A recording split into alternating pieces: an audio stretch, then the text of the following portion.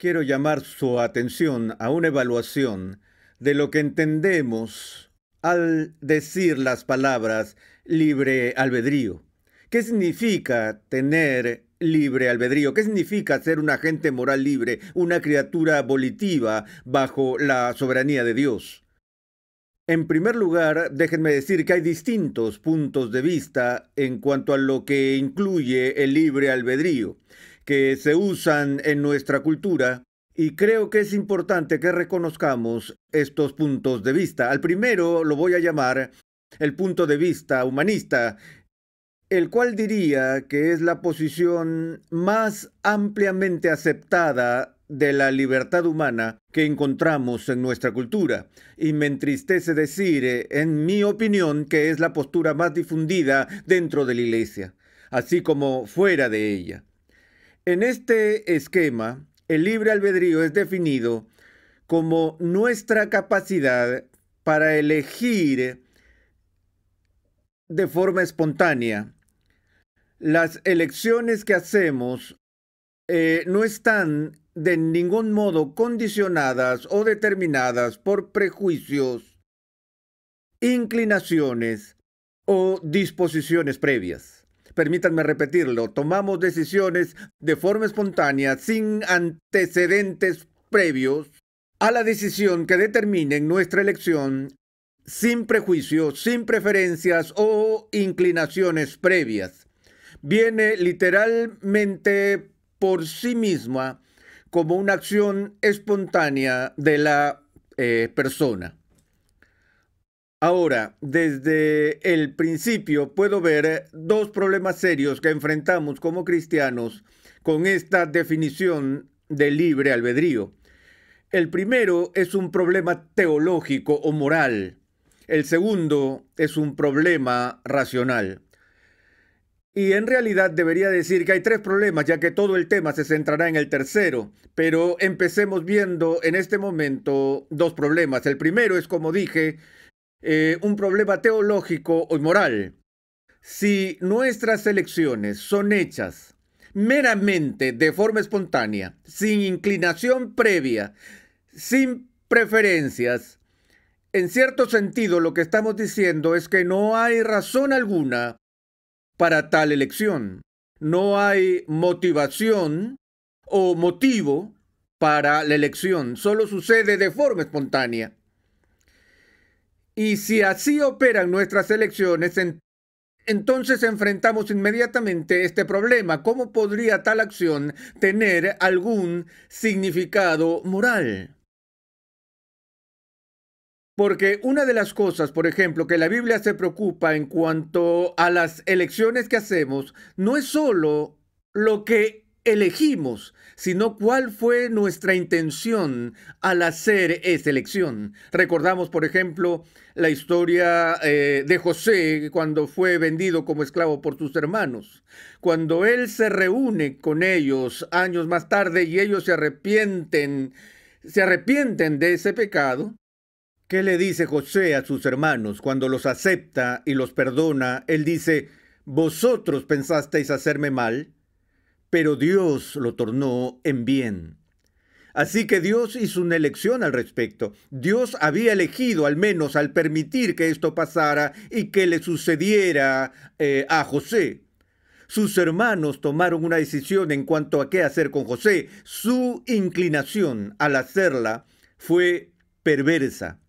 Dios también hizo una elección al permitir que esto suceda, pero la razón de Dios, la intención de Dios en este acto era completamente justa y santa.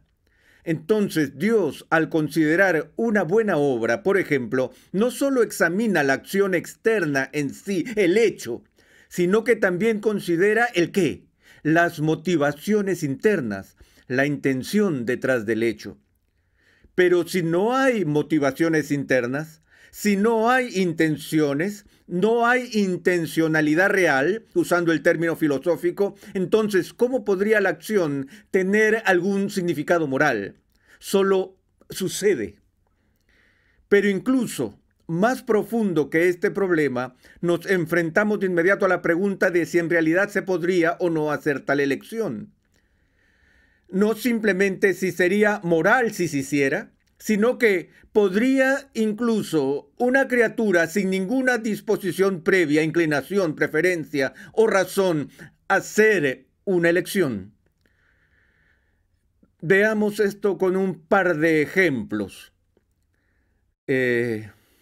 Si no tengo una inclinación o disposición previa, lo atractivo de esta idea es que eso significaría que mi voluntad es neutral. No está inclinada ni a la izquierda ni a la derecha, no está inclinada hacia la rectitud ni hacia el mal, sino que es simplemente neutral. No hay inclinación o preferencia previa. Pienso en la historia de Alicia en el País de las Maravillas, cuando en sus viajes llega a una bifurcación de caminos y ella no puede decidir si escoger hacia la izquierda o a la derecha. Y levanta la vista y está el gato Rizón en el árbol sonriéndole y le pregunta al gato, ¿qué camino debería yo tomar?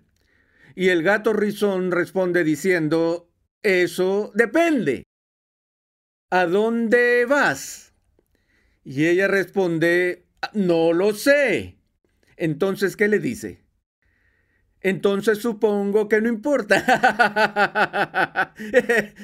Si no tienes intención, no tienes plan, no deseo de llegar a algún sitio, ¿qué más da si vas a la izquierda o a la derecha? Bueno, en este caso lo vemos y pensamos, ahora Alicia tiene dos opciones. Ella puede ir a la izquierda o puede ir a la derecha, pero en realidad ella tiene cuatro opciones. Ella puede ir a la izquierda, puede ir a la derecha, ella puede regresar por donde vino o ella puede quedarse.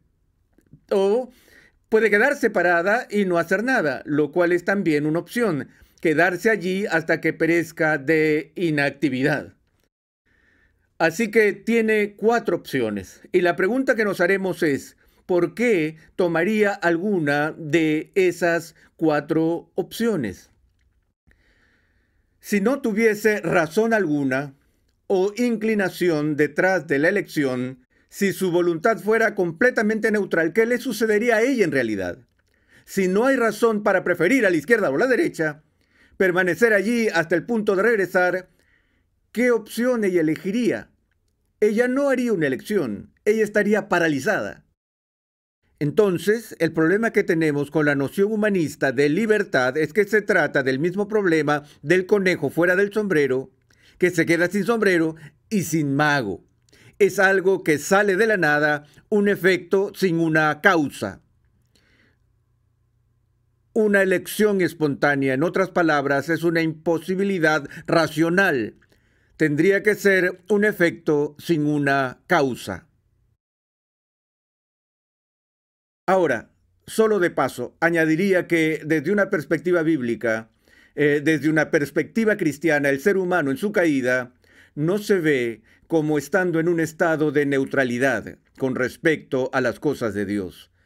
Él tiene un prejuicio, él tiene un sesgo, él tiene una inclinación, y su inclinación es hacia la maldad y lejos de las cosas de Dios.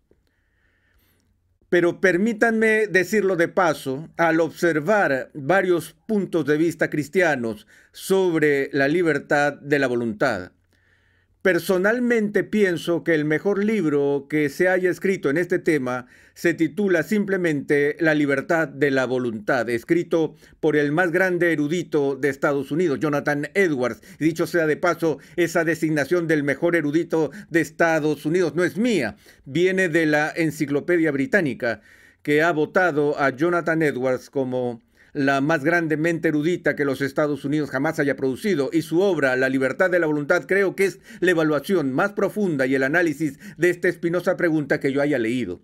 Por supuesto, la famosa obra de Martín Lutero sobre la esclavitud de la voluntad es también uno muy importante que creo que los cristianos tienen que leer. Pero veamos por un momento la definición de Edwards acerca de la libertad de la voluntad. Edwards dice que la libertad o el libre albedrío es la elección de la mente. Ahora, lo que dice es que aunque él distingue entre la mente y la voluntad, está diciendo que los dos están relacionados de forma inseparable. No hacemos elecciones morales sin que la mente apruebe la dirección de nuestra elección. Esa es una de las dimensiones que está muy relacionada con el concepto bíblico de conciencia, que en las elecciones morales la mente está involucrada en esas elecciones. Me doy cuenta de ciertas opciones y si prefiero una sobre la otra para hacerlo, tengo una preferencia antes de poder hacer la elección. Tengo que tener una idea de cuáles son esas opciones para que sea una decisión moral. De modo que la voluntad no es algo que actúa de forma independiente de la mente, sino que actúa en conjunción con la mente. Cualquier cosa que la mente considere como deseable es lo que la voluntad está inclinada a elegir. Ahora, además de las definiciones, Edwards nos da una especie de regla de oro, a la que llamo ley del libre albedrío de Edwards. Y creo que esta es quizás su contribución más importante a la discusión en cuanto a la libertad humana. Edwards declara esto, que los agentes morales libres siempre actúan de acuerdo con la inclinación más fuerte que tienen en el momento de la elección. Para decirlo de otra manera, siempre elegimos según nuestras inclinaciones. Y siempre elegimos según nuestra inclinación más fuerte en un momento dado. Déjenme decirlo de forma simple. Cada vez que pecas, lo que esa acción indica es que al momento de pecar, tu deseo de cometer el pecado es mayor en ese momento que tu deseo de obedecer a Cristo. Si tu deseo de obedecer a Cristo fuera mayor que tu deseo de cometer el pecado, ¿qué harías? No pecarías. Pero al momento de la elección siempre seguimos nuestra inclinación más fuerte, nuestra disposición más fuerte o nuestros deseos más fuertes. Ahora, nos parece, sin embargo, en este tema de la elección, que hay muchas veces que elegimos cosas sin alguna razón aparente en lo absoluto. Por ejemplo, si tuvieras que preguntarte, ¿por qué estás sentado en la silla en la que estás sentado en este momento? Podrías analizar tus propios procesos de pensamiento interno y las respuestas a las opciones que tenías delante cuando entraste a esta sala y decir con claridad, la razón por la que estoy sentado aquí es porque siempre me gusta sentarme en la última silla, o porque quería sentarme junto a Carmen, o quería estar en la primera fila para salir en la cámara. O era la única silla que quedaba libre y no quería quedar de pie y prefiero sentarme que estar de pie. Y entonces mi deseo por sentarme era mayor que mi deseo por estar de pie. Lo que les estoy diciendo es que hay una razón por la que están sentados donde están sentados. Y pudo haber sido una decisión muy rápida. Puede ser que simplemente seas perezoso y no te gusta caminar, y que la silla que viste vacía era la más cercana que estaba disponible. Es probable que las razones sean más profundas que eso. Hay algunos que si caminas con ellas al parque, donde hay una banca desocupada con espacio para 3 personas, entonces esas personas, si los llevas a una banca del parque, o los llevas a un parque y hay una banca vacía, y se sientan en la banca, 100 de cada 100 se sentarán en el extremo de la banca en vez de sentarse en el medio. De hecho, generalmente se sentarán en el extremo izquierdo o en el derecho, donde otras personas siempre elegirán el medio. ¿Por qué? A algunos les gustan las multitudes, les gusta estar en medio de la acción, ellos tienen una personalidad gregaria. A otras personas les gusta estar seguros donde puedan tener una salida segura, se quedarán en el extremo de la banca. Y permítanme decir, no siempre estamos sentados allí analizando con sumo cuidado el por qué hacemos las elecciones que hacemos, pero hay una razón para cada elección.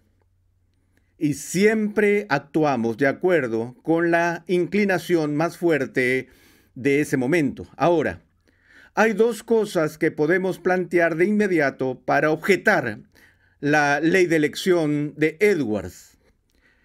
La primera es, bueno, puedo decirte que muchas veces he hecho cosas que en realidad no quería hacer y he experimentado coerción.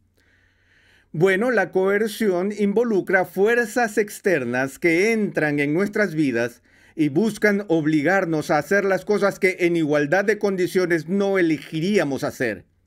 Pero en la mayoría de los casos, el poder de la coerción puede generalmente quedar reducido a dos opciones.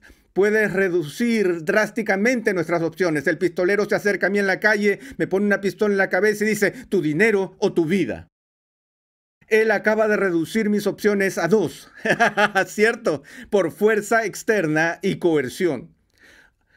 Ahora, al ser todas iguales, no estaba buscando a alguien a quien darle mi billetera esa noche, así que no tenía ningún deseo de darle mi dinero a ese hombre, pero cuando el arma está en mi cabeza y mis opciones son mi sangre en la acera o mi billetera en el bolsillo, de repente tengo un deseo fuerte de vivir y perder mi dinero, en vez de morir y también perder mi dinero.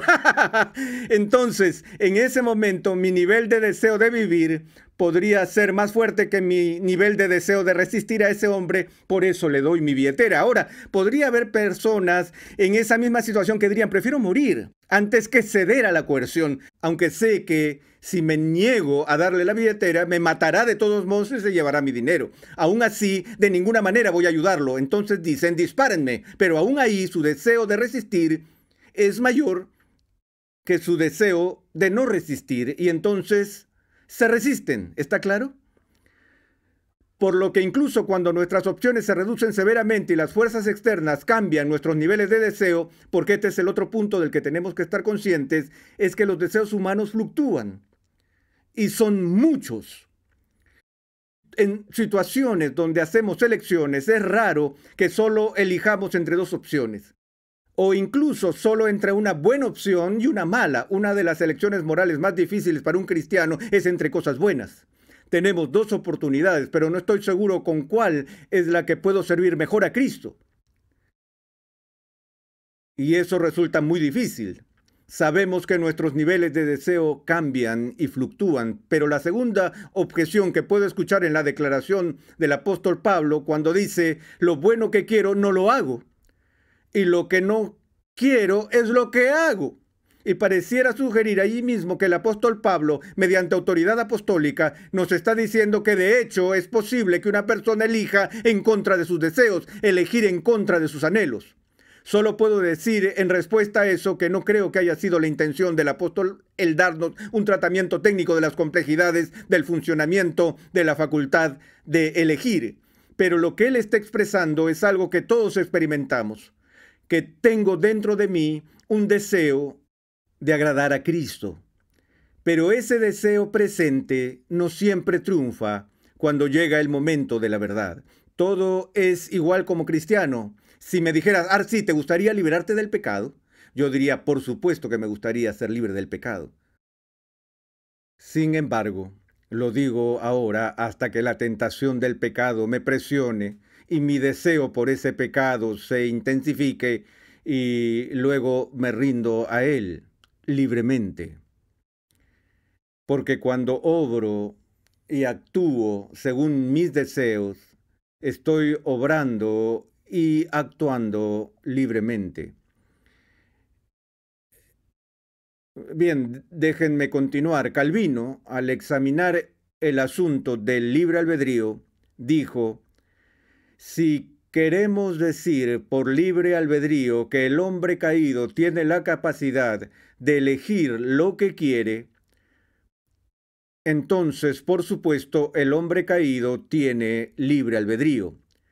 Si queremos decir con este término que el hombre en su estado caído tiene el poder moral y la capacidad de elegir la rectitud, entonces Calvino dijo, el libre albedrío es un término demasiado grandioso como para aplicarlo al hombre caído.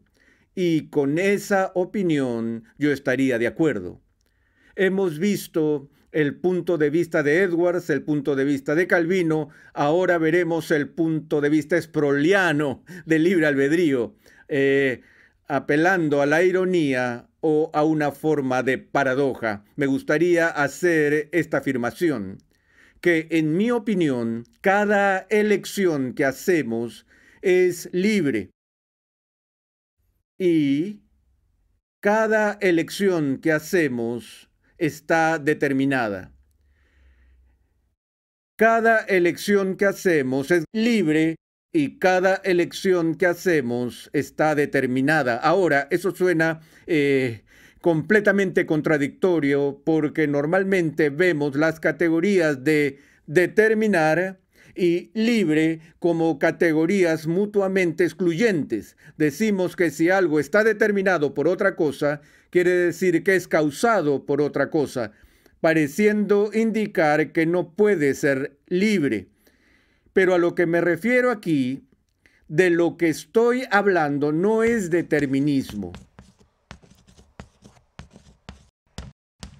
El determinismo significa que las cosas me pasan estrictamente en virtud de fuerzas externas. Pero además de las fuerzas externas, que son factores determinantes en lo que nos pasa, también hay fuerzas internas que son factores determinantes.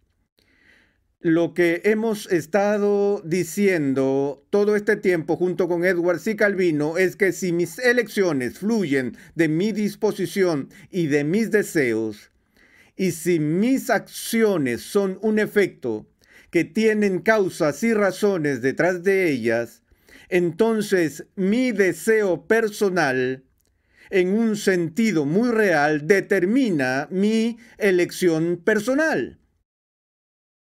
Ahora, si mis deseos determinan mi elección, ¿cómo puedo ser libre? Recuerdan que dije que en cada opción nuestra elección es libre y determinada. Pero lo que la determina soy yo. Y a esto le llamamos auto. Tú la completas con determinación.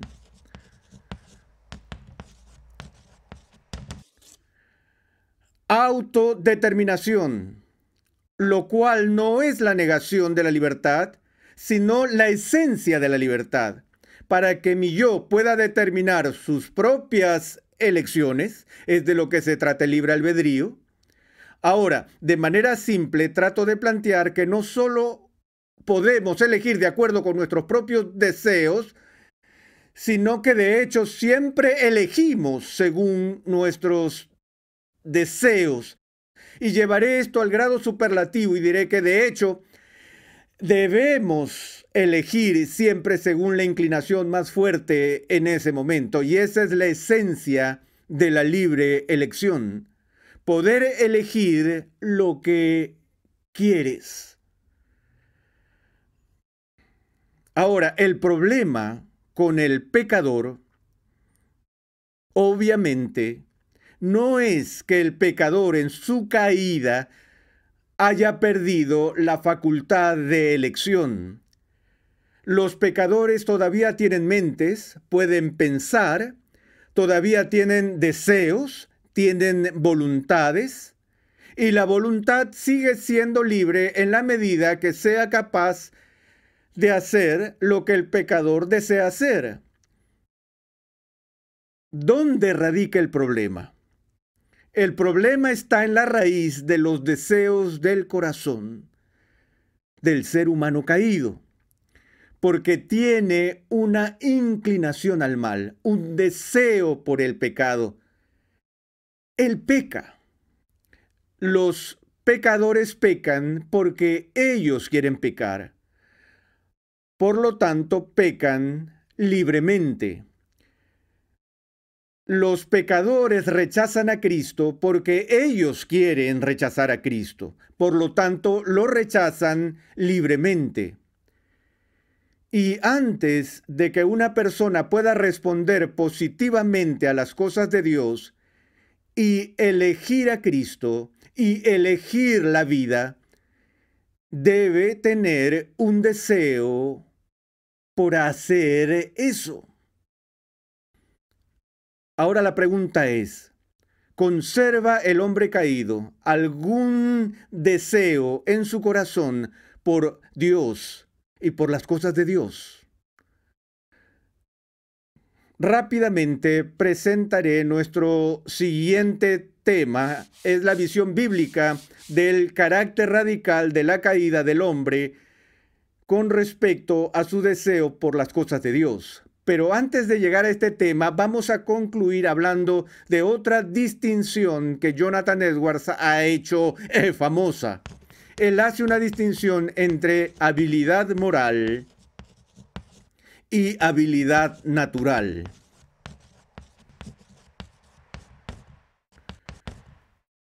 La habilidad natural tiene que ver con habilidades que tenemos por naturaleza. Como ser humano tengo la habilidad natural de pensar, la habilidad de hablar. Puedo caminar erguido. No tengo la capacidad natural de volar por el aire sin ayuda de máquinas. Los peces tienen la capacidad de vivir bajo el agua por largos periodos de tiempo sin tanques de oxígeno ni equipos de buceo, porque Dios les ha dado aletas y branquias, les ha dado el equipo natural necesario para que puedan vivir en ese entorno. Por lo tanto, tienen una habilidad natural que yo no tengo. Dios ha dado a las aves habilidades naturales que yo no tengo. ¿Correcto? Pero estamos hablando de habilidad moral. Estamos hablando de la capacidad de ser rectos, así como de ser pecadores. El ser humano fue creado con la habilidad de ser recto o ser pecador. Pero el hombre ha caído. Y lo que Edwards está diciendo es que en su estado caído, ya no tiene la capacidad en sí mismo de ser moralmente perfecto, porque ha nacido en pecado original, tiene una naturaleza caída, una naturaleza pecaminosa, lo que hace que sea totalmente imposible para él alcanzar la perfección en este mundo. Todavía tiene la facultad de pensar, la facultad para tomar decisiones, pero lo que le falta es la inclinación o la disposición hacia la piedad. Ahora, vamos a ver si eso concuerda o no con lo que la Biblia enseña acerca de la condición caída del ser humano, pero solo te lo estoy dando a manera de adelanto. Hasta ahora Edward simplemente está repitiendo lo que Agustín había enseñado siglos antes con una distinción similar. Agustín dijo que el hombre tenía un liberum arbitrium o un libre albedrío, pero que el hombre perdió en la caída era libertas o libertad, lo que la Biblia llama libertad moral. La Biblia habla de los humanos caídos como esclavos del pecado. Y aquellos que están en esclavitud han perdido alguna dimensión de la libertad moral. Todavía toma decisiones, todavía tiene albedrío, pero esa voluntad ahora se inclina hacia el mal y no se inclina hacia la rectitud. No hay quien haga el bien, no hay justo, no hay quien busque a Dios, no hay ni aun uno. Eso indica que algo nos ha sucedido en el interior. Jesús habla de que el fruto del árbol proviene de la naturaleza del árbol. La higuera no produce naranjas, no obtienes un fruto corrupto de un árbol recto. Hay algo malo dentro de nosotros, en donde residen nuestros deseos, nuestras inclinaciones. Es eso lo que está en esclavitud, pero incluso esa caída no elimina la facultad de elegir. Así que realmente no hay diferencia entre lo que Agustín llama cuando dice todavía tenemos libre albedrío, pero no libertad, que es la misma distinción que Edwards hace entre la habilidad moral y la habilidad natural. Bueno, necesito parar porque mi tiempo se está acabando y solo quisiera decir que en nuestra próxima sesión veremos esto desde una perspectiva bíblica para ver lo que la Biblia dice de la capacidad moral del ser humano, la falta de ella con respecto a las cosas de Dios.